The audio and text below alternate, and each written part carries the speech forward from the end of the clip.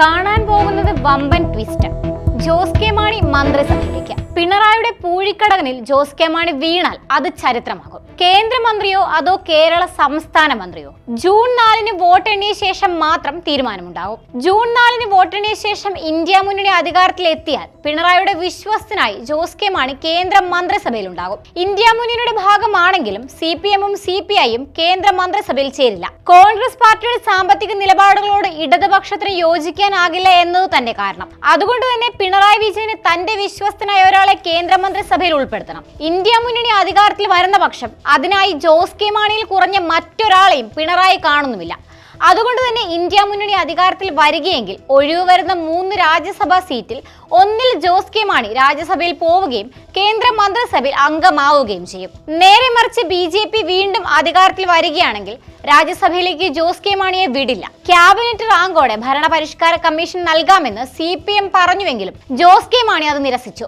രാജ്യസഭ ഇല്ലെങ്കിൽ ഒരു പദവിയും വേണ്ട എന്നാണ് ജോസ് കെ മാണിയുടെ നിലപാട്. അതുകൊണ്ട് തന്നെ പിണറായി വിജയൻ നേരിട്ട് ഇടപെടുകയായിരുന്നു. കേന്ദ്രത്തിൽ BJP തന്നെ വീണ്ടും അധികാരത്തിൽ വരുന്ന പക്ഷം ജോസ് കെ മാണി വെറും MP ആയി പോകേണ്ടതില്ല എന്നും ജോസ് കെ മാണി തന്റെ മന്ത്രിസഭയിലേക്ക് വരണമെന്നുമാണ് പിണറായി ആവശ്യപ്പെട്ടത്. അതിനായി നിലവിൽ മത്സരിക്കുന്ന MLA-മാർ വിജയിക്കുന്ന പക്ഷം ആ സീറ്റുകളിൽ ഒന്നിൽ ജോസ് കെ മാണിയെ വിജയിപ്പിക്കുവാനാണ് പിണറായി ആലോചിക്കുന്നത്. കഴിഞ്ഞ നിയമസഭാ തെരഞ്ഞെടുപ്പിൽ 13 സീറ്റ് കേരള കോൺഗ്രസ് മാണി ഗ്രൂപ്പിന് നൽകിയിരുന്നു. എങ്കിലും CPM-ലെ പ്രശ്നങ്ങൾ കാരണം കേരള കോൺഗ്രസ് മാണി ഗ്രൂപ്പിന് നൽകിയിരുന്ന കുറ്റ്യാടി സീറ്റ് CPM ഏറ്റെടുക്കുകയായിരുന്നു. അതിനു പകരമായി ഒരു സീറ്റ് നൽകുവാൻ CPM തയ്യാറുമാണ്. അങ്ങനെ മത്സരിക്കേണ്ടി വരികയാണെങ്കിൽ മട്ടന്നൂർ സീറ്റ് തന്നെ വേണമെന്നാണ് ജോസ് കെ മാണി പറഞ്ഞതായി ഞങ്ങളുടെ ലേഖകർ റിപ്പോർട്ട് ചെയ്യുന്നത്. KK ശൈലജ ടീച്ചർ വൻ ഭൂരിപക്ഷത്തിൽ വിജയിച്ച മട്ടന്നൂർ സീറ്റ് ഇത്തവണ ശൈലജ ടീച്ചർ വടകര ലോകസഭയിൽ വിജയിക്കുമ്പോൾ ഒഴിവ് വരികയും ചെയ്യും. അങ്ങനെ വന്നാൽ ജൂൺ 4-ന് ശേഷം ജോസ് കെ മാണി പിണറായി മന്ത്രിസഭയിൽ അംഗമാകും. വകുപ്പിലും മാറ്റമുണ്ടാകും. ധനകാര്യമന്ത്രി ബാലഗോപാലിന് ആരോഗ്യ പ്രശ്നങ്ങൾ ഉള്ളതും നിലവിലെ ധനകാര്യ വകുപ്പ് പരാജയപ്പെട്ടതും ധനകാര്യ വകുപ്പ് ഏറ്റെടുക്കുവാൻ പിണറായി വിജയൻ ജോസ് കെ മാണിയോട് ആവശ്യപ്പെടാൻ കാരണമായിട്ടുണ്ട്.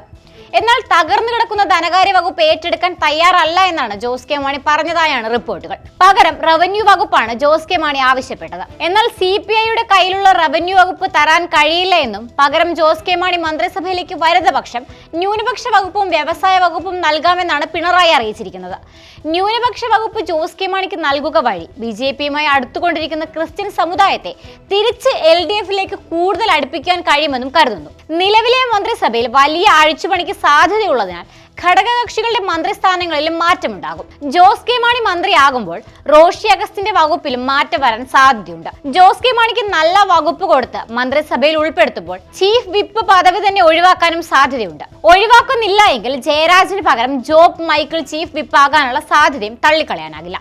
എന്തായാലും ലോക്സഭാ തെരഞ്ഞെടുപ്പിന്റെ റിസൾട്ട് വന്നു കഴിയുമ്പോൾ രാഷ്ട്രീയ കേരളം വലിയ മാറ്റത്തിനാണ് കാതോർക്കുന്നത്. ജോസ് കെ മാണി കേന്ദ്ര മന്ത്രിസഭയിലാണോ അതോ പിണറായി മന്ത്രിസഭയിലാണോ എന്നറിയാൻ ജൂൺ 4 വരെ കാത്തിരിക്കേണ്ടി വരും.